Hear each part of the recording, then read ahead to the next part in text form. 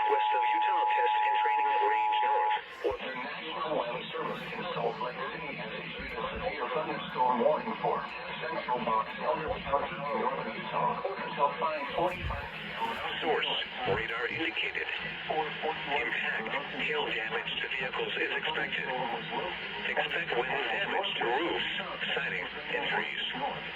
Locations impacted include Great Salt Lake north of the causeway.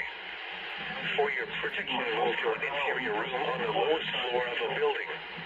Repeating, a severe thunderstorm warning has been issued until 5:45 p.m. Mountain Daylight Time for the following county: Box Elder, Utah.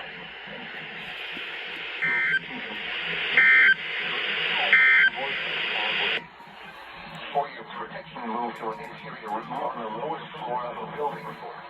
Repeating, a severe thunderstorm warning has been issued until 5:45 p.m. Mountain Daylight Time for the following county: Box Elder, Utah.